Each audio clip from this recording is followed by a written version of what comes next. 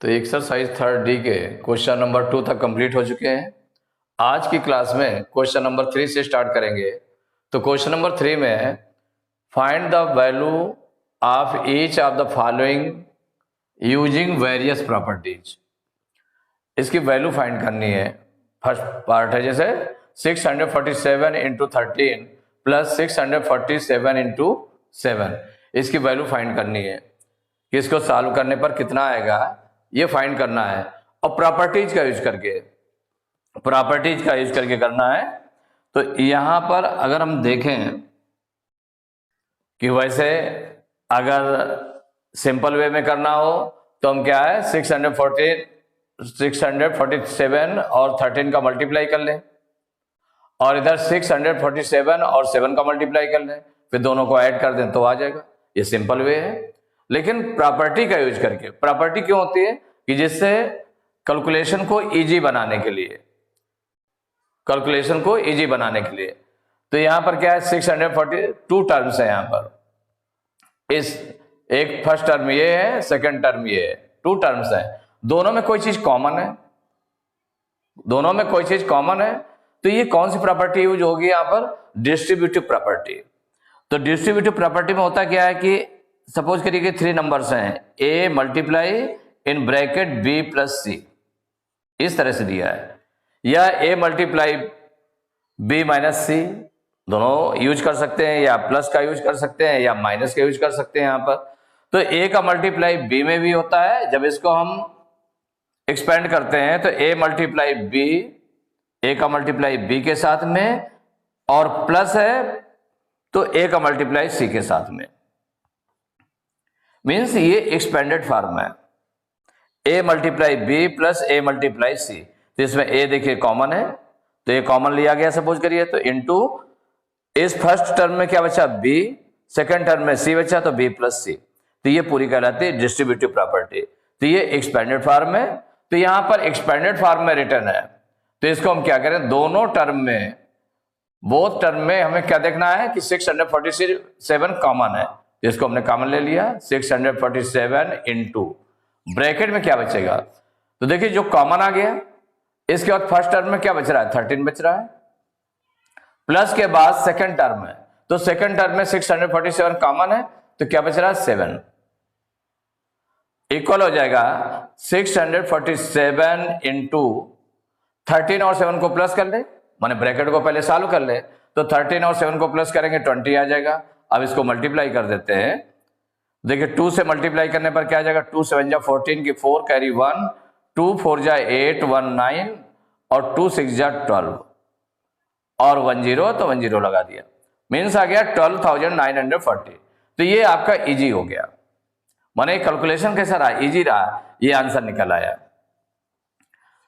Second part में 8,759 into 94 plus 8,759 into 6, इसमें भी सेम चीज है, 2 टर्म्स हैं। दोनों टर्म में क्या कॉमन क्या है, 8,759, ये दोनों टर्म में है, तो इसको हमने कॉमन ले लिया। तो देखिए फर्स्ट टर्म में क्या बचा 94, और प्लस के बाद में सेकंड टर्म है, तो सेकंड टर्म में क्या बचा 6, क्योंकि ये कॉमन चला गया, तो इक्वल हो जाएगा 8,759 इंटू 94 और 6 अगर हम प्लस कर दें तो क्या आ जाएगा 100 का मल्टीप्लाई करेंगे तो 1 का मल्टीप्लाई करने पर सेम ए नंबर रहेगा, 2 0 है तो 2 0 और लग जाएंगे, तो ये जाएगा 8,759 और 0 0, मीन्स आ गया 8,75,900। It is the answer.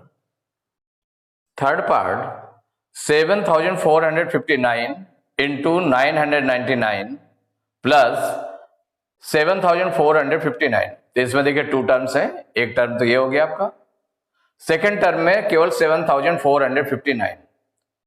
अगर इसमें हम सेकेंड टर्म को भी डबल उसमें कर लें, तो डबल में कैसे करें, मल्टीप्लाई 1 कर दें तो कोई फर्क नहीं पड़ेगा। तो अगर हमने ऐसे लिख दिया 7,459 इंटू 999 प्लस 7,459 इंटू 1, अगर इसका मल्टीप्लाई करेंगे तो ये 7459 आ जाएगा। तो देखिए ये है। अब इन दोनों में कॉमन कौन सी चीज है, तो टू टर्म्स में इनमें कॉमन है 7459 कॉमन है, 7459 कॉमन है, तो कॉमन ले लिया। ब्रैकेट में क्या बचेगा, तो फर्स्ट टर्म बचेगा 999 प्लस के बाद सेकंड टर्म है, तो सेकंड टर्म में क्या बचा 1। अब ब्रैकेट को पहले सॉल्व करेंगे तो 7459 इंटू 999 में 1 ऐड करेंगे तो कितना आ जाएगा 1000।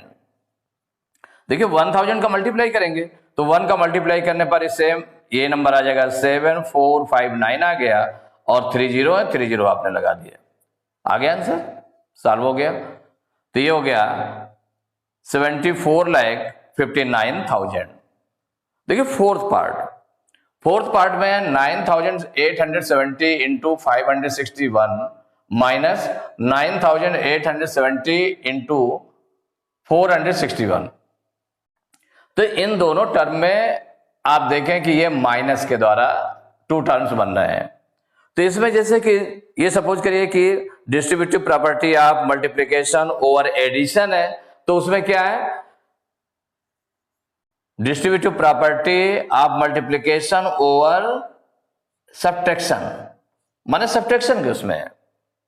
तो इसमें क्या होता है, ए का मल्टीप्लाई बी में A multiply B minus A multiply C. तो ये फॉर्म आपका लिखा हुआ है, इस तरह लिखा हुआ है ना, ये जो आपका है A multiply B minus A multiply C, इस फॉर्म में लिखा हुआ है। तो ये क्या हो जाएगा, ए मल्टीप्लाई बी माइनस सी। तो यहां पर देखें दोनों में कॉमन क्या आ गया, तो कॉमन राइट कर लेंगे तो 9870 हो गया।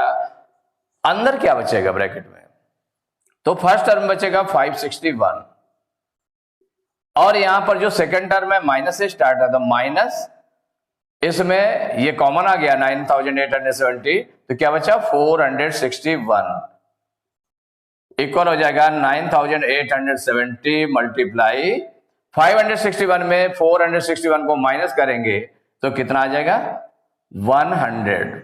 अब 100 का मल्टीप्लाई कर दें तो 1 का देखिए इसमें मल्टीप्लाई करने पर सेम ये नंबर आ जाएगा 9870, और 20 इसमें है 100 में, तो 20 और लगा दिए गए, तो ये आ गया 9,87,000। ये आपका आंसर हो गया। फिफ्थ पार्ट, इसमें देखिए फर्स्ट टर्म ये दिया हुआ है, जो मल्टीप्लाई में होता है वो एक ही टर्म में आता है, तो 569 इंटू 17 ये फर्स्ट टर्म हो गया, प्लस के बाद सेकेंड टर्म है 569 इंटू 13, प्लस के बाद में थर्ड टर्म है 569 इंटू 70। तो ये इसमें भी डिस्ट्रीब्यूटिव प्रॉपर्टी का जो एक्सपेंडेड फॉर्म है वो रिटर्न है। तो इसको जब कॉमन होगा तो तीनों टर्म में से कॉमन क्या आ रहा है, 569 कॉमन हो गया। तो जब कॉमन हो गया तो ब्रैकेट में क्या बचेगा, तो फर्स्ट टर्म में, तो कॉमन का मतलब क्या होता है कि जो कॉमन ले लिया गया अगर उससे हम फर्स्ट टर्म को डिवाइड करें तो ये और ये कैंसिल हो जाएगा, क्या बचेगा 17। सेकेंड टर्म प्लस से स्टार्ट है, तो प्लस 569 से सेकेंड टर्म को हम डिवाइड करेंगे तो देखिए 569 और 569 कट जाएगा, कितना आ जाएगा 13, प्लस के बाद थर्ड टर्म है, ये जो थर्ड टर्म है 569 इंटू 70 है, अगर इसको हम जो कॉमन आया है उससे हम अगर डिवाइड करें तो इससे ये डिवाइड हो जाएगा, कट जाएगा, बचेगा क्या 70।